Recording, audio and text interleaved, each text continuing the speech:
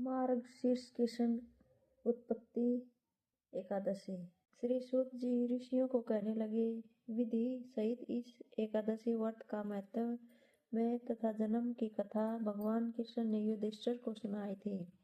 सतयुग में एक महाभयंकर राक्षस मुर नाम का प्रकट हुआ।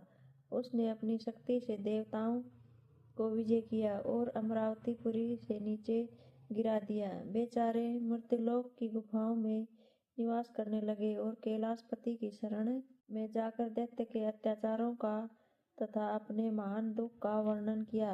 शंकर जी कहने लगे, आप भगवान विष्णु की शरण में जाइए। आज्ञा पाकर सब देवता क्षीर सागर में गए। वहां शेष की शैया पर भगवान शयन कर रहे थे। वेद मंत्रों द्वारा स्तुति करके भगवान को प्रसन्न किया। प्रार्थना करके इंद्र कहने लगा, एक नाड़ा जग नाम का दैत्य ब्रह्मवंश से चंद्रावती नगरी में उत्पन्न हुआ। उसके पुत्र का नाम मुर है। उस मुर दैत्य ने मैं स्वर्ग से निकाल दिया। आप ही सूर्य बनकर जल का आकर्षण करता है। आप ही मेघ बनकर जल बरसाता है।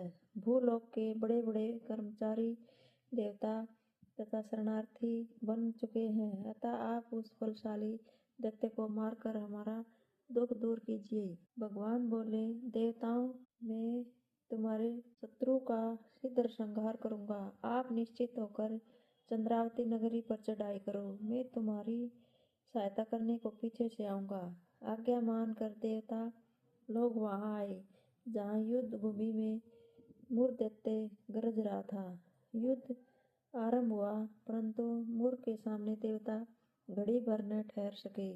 भगवान विष्णु जी भी आ पहुंचे। सुदर्शन चक्र की आज्ञा दी, शत्रुओं का संहार करो। चक्र ने चारों ओर सफाई कर दी। एक मुर दैत्य का सिर न काट सका और न गदा उसकी गर्दन तोड़ सकी। भगवान ने सारंग धनुष हाथ में लिया।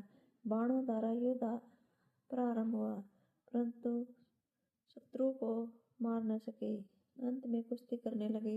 हजारों वर्ष व्यतीत हो गए, परंतु प्रभु का दाव बंद एक न सफल हुआ।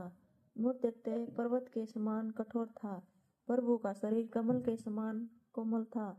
थक गए, मन में विश्राम की इच्छा उत्पन्न हुई। शत्रु को पीठ दिखाकर भाग चले। आपकी विश्राम भूमि बद्रिकाश्रम थी। वहां एक गुफा 12 योजना की थी। हेमवती उसका नाम था।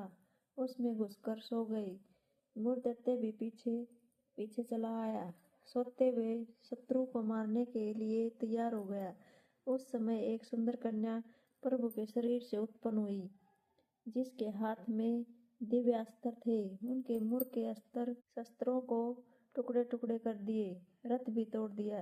फिर भी उस शूरवीर ने पीठ न दिखाई। कुश्ती करने को कन्या के समीप आया। कन्या ने धक्का मारकर गिरा दिया और कहा, यह मल्ल युद्ध का फल है। जब उठा तो उसका सिर काट कर कहा, यह हठ योग का फल है। मुर की सेना पाताल को भाग गई। भगवान निद्रा में से जागे तो कन्या बोली, यह दैत्य आपको मारने की इच्छा करके आया था। मैंने आपके शरीर से उत्पन्न होकर इसका वध किया। भगवान बोले, तुमने सब देवताओं की रक्षा की। मैं तुम पर प्रसन्न हूँ, वरदान देने को तैयार हूँ। जो मन में इच्छा हो प्रकट मांग लो। कन्या बोली, जो मनुष्य मेरा व्रत करे उसके घर में दूध पुत्र धन का विकास रहे, अंत में आपके लोक को प्राप्त करे। भगवान बोले, तू एकादशी तिथि को उत्पन्न हुई है, इस कारण तेरा नाम एकादशी प्रसिद्ध होगा। जो श्रद्धा भक्ति से तेरा व्रत करे उनका सब तीर्थों के स्नान का फल मिलेगा। घोर पापों से उद्धार करने वाला तेरा व्रत होगा। ऐसा कहकर भगवान अंतर्ध्यान हो गए। पतित पावनी विश्व तारणी का जन्म मार्गशीर्ष मास के कृष्ण पक्ष में हुआ। इस कारण इसका नाम उत्पन्ना प्रसिद्ध है।